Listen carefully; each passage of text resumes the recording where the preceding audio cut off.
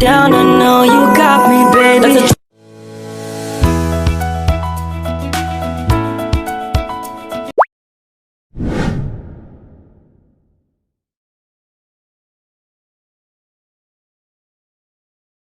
Assalamualaikum warahmatullahi wabarakatuh.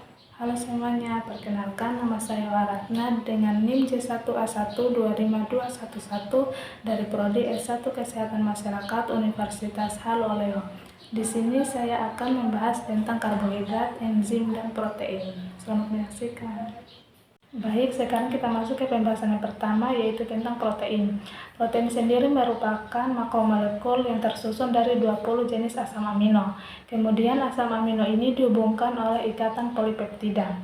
Asam amino dikelompokkan menjadi 3, yaitu esensial yang didapat dari makanan, kemudian non-esensial atau disintesis tubuh, dan esensial bersyarat atau yang dibutuhkan saat kondisi tertentu seperti sakit.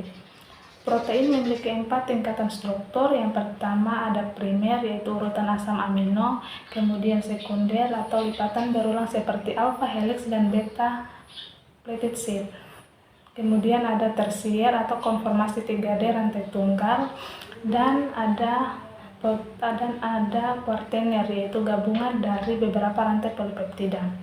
Protein dapat mengalami denaturasi, kehilangan konformasi 3D akibat suhu tinggi atau pH asam yang merusak fungsi biologisnya.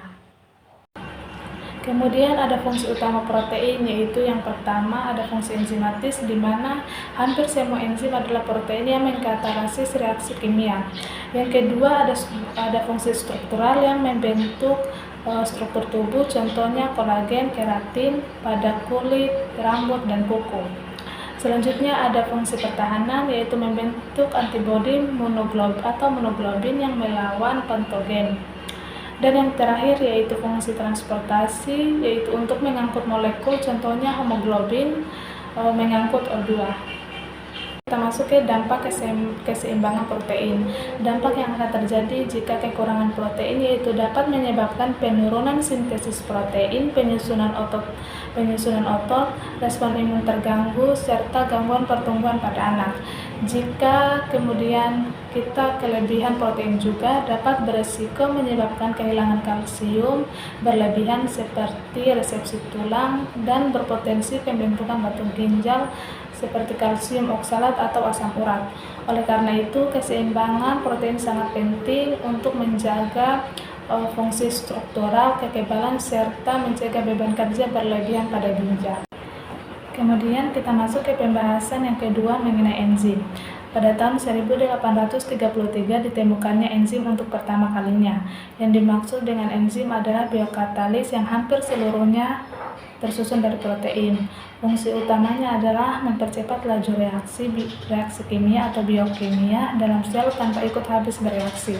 Enzim bekerja dengan cara menurunkan energi aktivasi yang dibutuhkan agar reaksi dapat berlangsung. Adapun mekanisme kerjanya yang pertama yaitu pengikatan substrat, di mana enzim memiliki area khusus bernama substrat aktif yang bernama situs aktif. Substrat yaitu molekul yang akan diubah berkaitan secara spesifik dengan situs aktif ini. Kemudian pembentukan kompleks. Pengikatan ini membentuk kompleks enzim substrat. Selanjutnya katalis masuk ke dalam kompleks enzim substrat, dan enzim memfasilitasi transformasi substrat menjadi produk. Dan yang terakhir pelepasan produk, di mana setelah reaksi selesai, produk dilepaskan dari situs aktif dan enzim siap menerima substrat baru untuk reaksi selanjutnya. Selanjutnya ada komponen enzim. Yang pertama ada holoenzim, yaitu enzim yang sudah lengkap dan aktif, terdiri dari bagian protein atau apoenzim dan bagian non-protein atau kofaktor.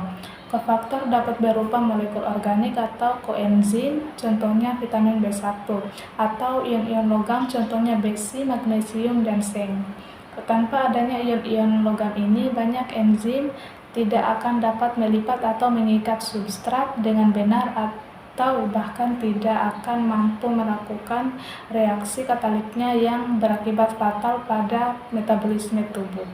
Dan pembahasan yang terakhir adalah karbohidrat. Secara kimiawi, karbohidrat adalah senyawa organik yang terdiri dari unsur karbon, hidrogen, dan oksigen. Adapun pengelompokannya, yang pertama ada monosakarida, yaitu satuan paling sederhana yang langsung diserap. Contohnya glukosa atau energi utama dan fruktosa.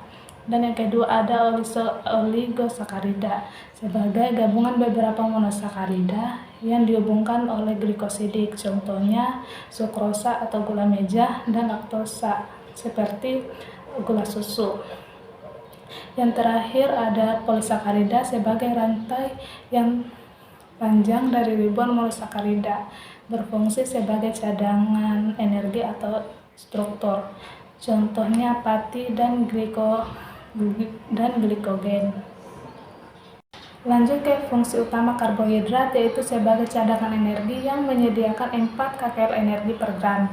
Kemudian sebagai cadangan energi yang disimpan sebagai glikogen dalam tubuh dan sebagai pengenalan dan pensinyalan sel melalui glikoprotein dan glikolipid. Adapun dampak dari keseimbangan karbohidrat, yaitu jika kita kekurangan karbohidrat dapat mengakibatkan kelelahan, kram otot, konstipasi, dan penurunan kognitif. Tetapi jika kita kelebihan karbohidrat juga dapat beresiko penambahan berat badan atau obesitas, peningkatan gula darah yang merupakan faktor risiko diabetes mellitus tipe 2. Itulah pembahasan tentang karbohidrat, enzim, dan protein yang saya bawakan. Semoga bisa bermanfaat untuk kita semua. Saya tutup dengan ucapan wabillahi taufiq wal hidayah. Wassalamualaikum warahmatullahi wabarakatuh.